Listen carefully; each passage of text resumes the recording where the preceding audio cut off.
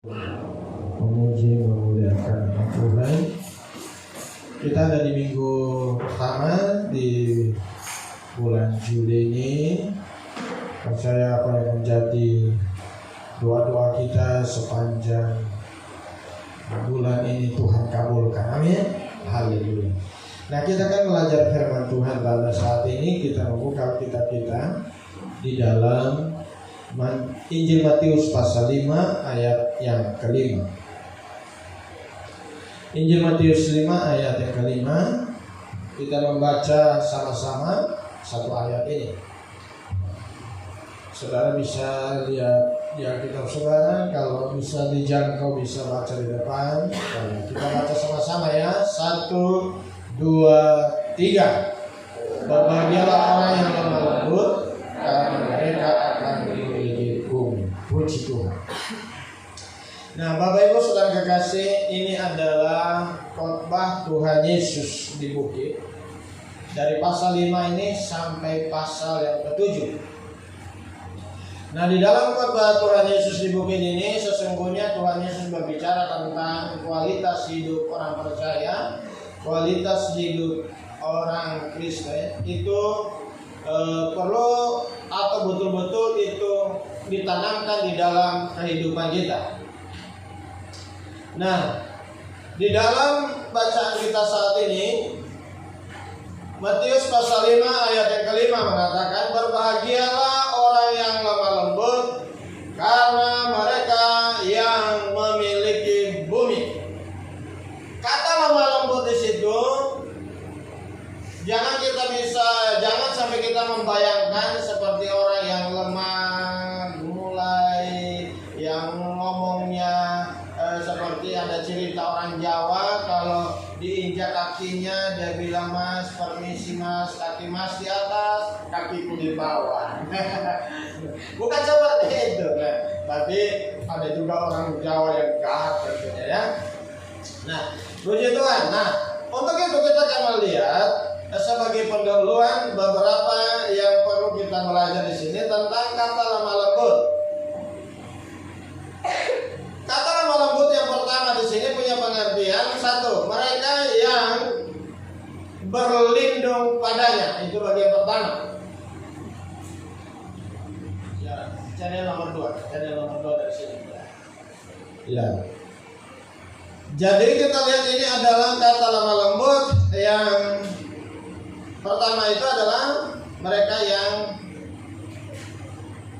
rendah hati dan patuh kepada Allah. Sama-sama bilang, rendah hati dan patuh kepada Allah. Kata lainnya patuh itu nurut, ya, nurut sama Tuhan. Itu lemah lembut. Saya ulangi. Kata lemah lembut yang pertama itu adalah punya pengertian mereka yang rendah hati dan patuh kepada Allah atau nurut sama Tuhan. Yang kedua adalah kata lemah lembut itu adalah mereka yang selalu berlindung kepada Tuhan. Sama-sama bilang, selalu berlindung pada Tuhan. Itu lemah lembut. Orang yang lemah lembut itu artinya begini, dia tidak merasa bahwa dia kuat, bahwa dia mampu. Sesungguhnya hanya pertolongan dan perlindungan Tuhan itulah yang dia andalkan. Lalu yang ketiga adalah mereka yang menyerahkan hidupnya sepenuhnya kepada Tuhan. Jadi orang yang lemah lembut adalah menyerahkan seluruh hidupnya itu hanya kepada Tuhan. Sehingga apapun yang dia kerjakan, dia selalu doa, minta petunjuk Tuhan.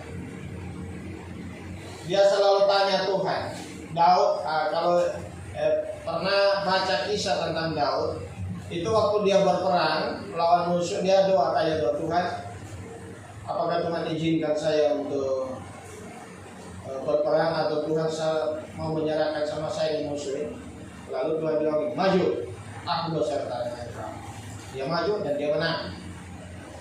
Lalu peristiwa berikutnya musuh menyerang lagi. Nah, Daud tidak tekanan yang pertama bahwa kalau dia menang, dia yakin juga pasti menang.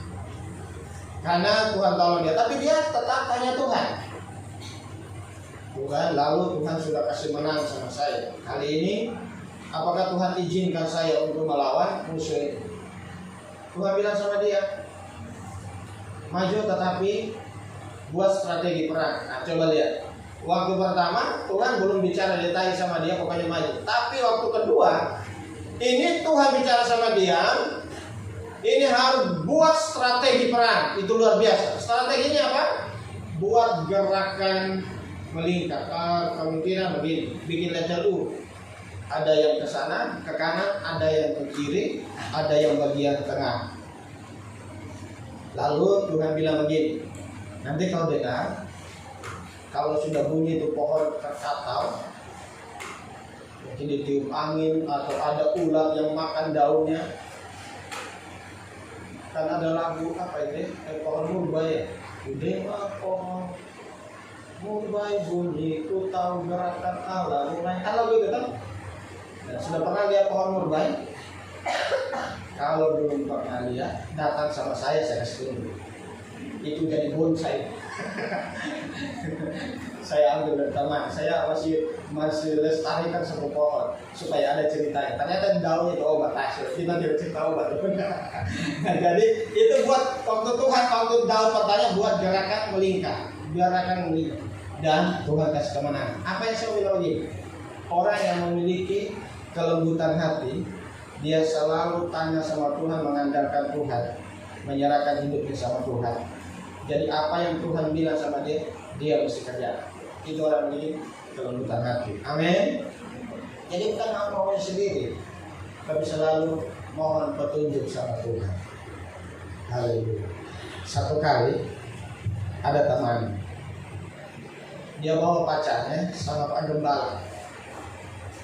Nah, jadi ini memang sudah siap menikah. Dia bawa pacarnya. Lalu dia bilang begini sama Pak Gembala. Nah, ini yang bawa ini keponakannya Pak Gembala juga, sebuah keponakan dari istri. Istrinya Pak Gembala bilang, Pak, saya minta doa. Kami ini sudah pacaran. Kami meminta petunjuk dari Tuhan, apakah sudah dia jodoh saya ini atau belum? Memang itu. Jadi ada sudah pacaran sini, datang sampai Ibu Gembala minta doa. Apakah itu dari Tuhan atau tidak? Nah, tapi jawabannya Pak Gembala itu lain. Dia bilang begini, kamu sudah pacaran? Iya Pak. Nggak usah doa. Kamu kan sudah pacaran, jalani saja. Itu Pak Gembala bilang. Loh, kok begitu Pak? Loh, kamu kan sudah pacaran. Nah, sekarang begini, waktu nanti kalau doa, Tuhan bilang putus, kamu siap. Itu masalahnya sudah pacaran. Lalu begitu Tuhan bilang jangan lanjutkan, kamu siap. Ibu pikir juga dia. Lalu pikir, pokoknya tapi kalau sudah di depan Pak Gembala, doa saja Pak. Apapun Tuhan bilang. Akhirnya tidak jadi. Mereka tidak jadi dan masing-masing punya jodoh sendiri. Nah itu. Jadi waktu tanya Tuhan itu, Tuhan pasti waktu putus karena sakit, tetapi ternyata itu ada rencana Tuhan di sana. Amin. Jadi selalu doa. Itu orang yang lemah lembut, tanya sama Tuhan. Amin. Sama-sama bilang tanya Tuhan. Jadi mereka ini selalu menyerahkan hidupnya kepada Tuhan, selalu minta Tuhan kendalikan hidupnya. Amin. Kendalikan supaya setiap langkahnya itu untuk semuanya berkenan di hati Tuhan. Haleluya. Dan selanjutnya yang keempat, mereka yang lemah lembut adalah mereka yang lebih memperhatikan atau mementingkan pekerjaan Tuhan dan umat Tuhan daripada kepentingan pribadi. Itu orang lemah lembut. Jadi bukan yang bicaranya tadi lemah gemulai tadi, bukan seperti itu, tapi adalah orang-orang yang selalu giat melakukan pekerjaan Tuhan dan juga memperhatikan sesamanya ketimbang kepentingan pribadi. Dan orang seperti ini kepentingan pribadinya pun pasti Tuhan perhatikan. Amin. Karena orang seperti ini diumpamakan juga seperti prajurit. Nah, seorang prajurit kalau kita baca di dalam perjanjian baru, seorang prajurit itu Waktu komandannya suruh, pokoknya mau kemanapun dia selalu siap sedia karena ada perintah dari atasan. Tetapi firman Tuhan mengatakan itu semua kebutuhan keluarganya, termasuk kebutuhannya dia sendiri seorang prajurit, itu komandannya perhatikan. Dicukupkan semua. Apalagi dengan Bapa di surga, amin. Ketika kita mementingkan pekerjaan Tuhan dan memperhatikan sesama kita, maka Tuhan pun akan memperhatikan hidup kita, amin. Nah, puji Tuhan. Nah, untuk itu kita akan sama-sama belajar satu atau dua hal, bisa lebih juga sampai 3 malam hari ini. Poinnya saya akan bagikan pada saudara. Nah, tadi itu baru pendahuluan. Nah, dari pendahuluannya tadi seberapa poin? Pengertian kata lemah lembut, 1, rendah hati dan patuh atau nurut sama Tuhan. Yang kedua, mereka yang senantiasa berlindung sama Tuhan. Yang ketiga, mereka yang menyerahkan hidupnya sepenuhnya. Mesti digaris bawahi itu sepenuhnya. Sama-sama bilang sepenuhnya. Lalu yang ketiga, yang keempat, mereka yang memperhatikan pekerjaan Tuhan dan sesama ketimbang kepentingan pribadi. Itu orang yang lemah lembut. Nah, puji Tuhan. Nah, mari kita melihat apa hebatnya atau apa kehebatan di balik hati yang lemah lembut. Itu kita pelajari. 1. Kelembutan hati membuat kita dikenang dan dibela oleh Tuhan. Sama-sama katakan, dikenang dan dibela. Artinya kita ini boleh berkenan di hati Tuhan, dikenang Tuhan, diberkenan di hati Tuhan, dan dibela oleh Tuhan. Nah, mari kita lihat satu contoh di Alkitab, kisah tentang Musa.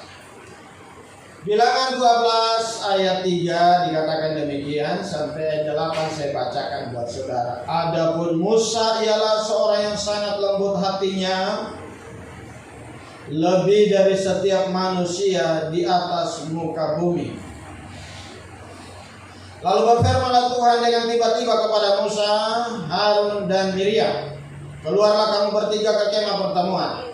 Maka keluarlah mereka bertiga. Lalu turunlah Tuhan dalam tiang awan dan berdiri di pintu kemah itu, lalu memanggil Harun dan Miriam, maka tampillah mereka keduanya. Lalu berfirmanlah ia, dengarlah firmanku ini.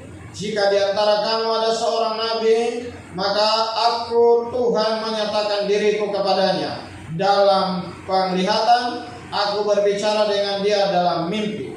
Bukan demikian hambaku Musa, seorang yang setia dalam segenap rumahku. Berhadap-hadapan aku berbicara dengan dia, terus terang, bukan dengan teka-teki. Dan ia memandang rupa Tuhan. Mengapakah kamu tidak takut mengatai hambaku Musa? Perhatikan ayat yang terakhir. Mengapakah kamu tidak takut mengatai hambaku Musa? Itu ayat 1 dan 2 itu mereka itu lagi jengkel sama Musa, mengata-ngatai sama Musa ayat sebelumnya. Karena mereka berpikir begini, masa cuma Musa yang bisa dipakai Tuhan, kita juga bisa dipakai Tuhan. Masa cuma Musa bisa memimpin bangsa ini, kita juga bisa, kita juga punya karunia. Betul, mereka juga adalah orang-orang hebat, yaitu Harun dan Miriam. Siapakah Harun dan Miriam ini? Itu bukan orang luar, itu orang dalam, saudara sendiri. Nah, ada orang dalamnya juga begitu susah ya. Iya, itu orang-orang yang mendampingi dia. Tetapi perhatikan di situ, waktu mereka mengatai Musa, itu Musa tidak dengar. Ataupun kalau Musa dengar, dia tahan hati saja. Dia bilang, ada dia apa kakak sendiri? Dia kan kakaknya sendiri ini. Jauh umurnya dengan dia. Lalu apa yang terjadi waktu mereka mencoba untuk bicara kotor, mengata-ngatai, merancangkan hal yang jahat, merasa diri mereka hebat. Tuhan berperkara saat itu. Tuhan